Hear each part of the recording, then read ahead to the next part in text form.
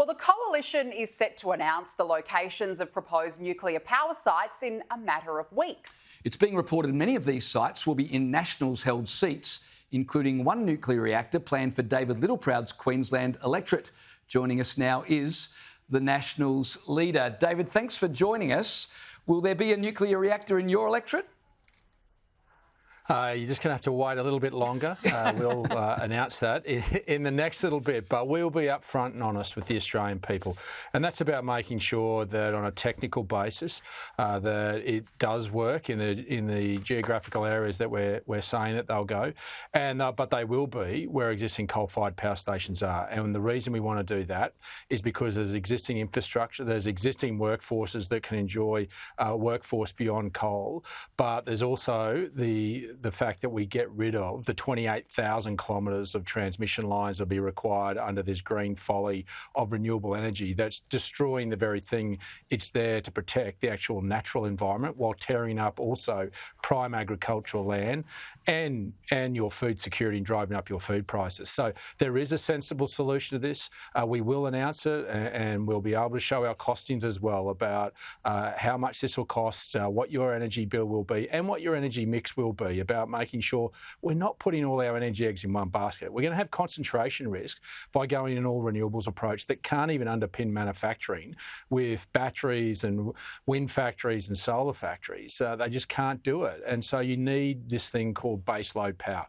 And we'll make sure that we have that mix and Australians will see that, and we'll see a clear difference between us and this all renewables approach. Well, just on that, the difference between the approaches, is the coalition's election chances really incumbent on getting energy policy right? You've already set a clear difference, for example, in the issue of migration, but do you see nuclear as a make or break?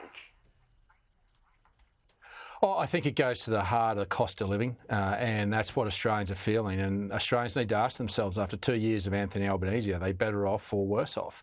And you look at what's driving inflation, discretionary spending stopped. We're not going to see Jerry Harvey to get a TV over a weekend anymore, but our fixed costs continue to be there. And it's our energy bills and it's our food bills, and they're intertwined because food costs more because of the cost of energy for food processors. But what you don't want to do is create sovereign risk and concentration risk by putting all your energy eggs in one basket.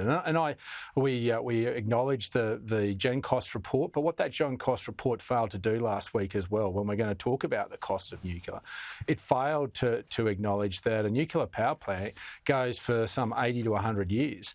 These wind turbines and solar panels are somewhere between 5 and 15. There'll be 4 to 5 times turnover of those, and you can't use the same concrete pylons for these wind turbines that you do for a nuclear power plant. And it also doesn't take into account the energy mix that we put in place, because CSIRO doesn't know what our energy mix that we'll announce, and that means that we'll have nuclear power plants running at greater capacity, 90% plus. That's how you drive the cost down. That's how the Canadians drove it down.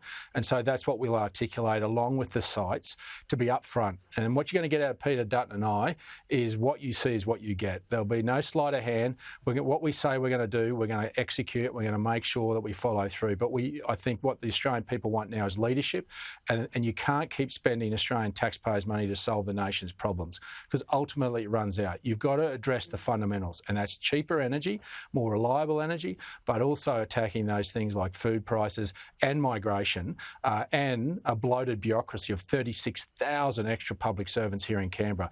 That's not going to keep the lights on, and that's the common sense that we'll be bringing to a new coalition government. David, can I ask you this? There's been a suggestion by one coalition MP that there could be financial incentives for people living in electorates where a nuclear reactor will be placed. Is that on the table? Oh, look, we're looking at a whole range of different policies, but let me tell you, there are billions of dollars worth of incentives of having a nuclear power plant in your community.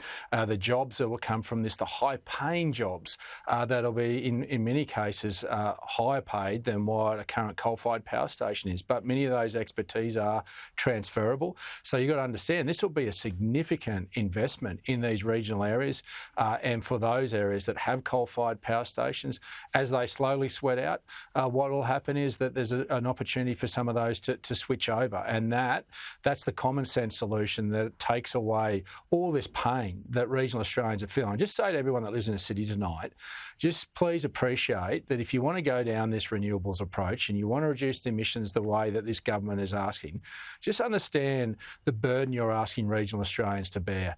We're actually having our livelihoods ripped up in front of us because our prime agricultural land's taken away, not just with the turbines and panels, but with the transmission lines. We're tearing families apart, we're tearing communities apart, but for some reason we're meant to bear that brunt when there's an alternative solution that we can take time to get right, and we will get right, and we'll live up to our international commitments. David, we're almost out of time, but I just want to ask you, we spoke earlier about the government's plan to criminalise hate speech.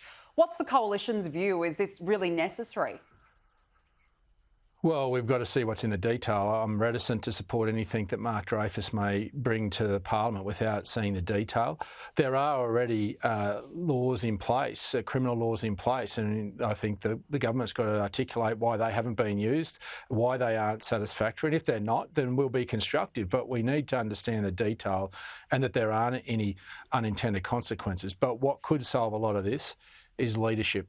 The Prime Minister standing up and showing strength of leadership to the Jewish community in this country, that we are not going to tolerate those sorts of comments that we have seen history show a slow and arduous and horrific march towards the horrific death of a race of people. This is something that we need to stamp out in this country, and political leaders, including myself, need to stand up and call out those that want to do that, but also religious leaders that don't stand up and support the Jewish community and say this is abhorrent and we're not going to accept it.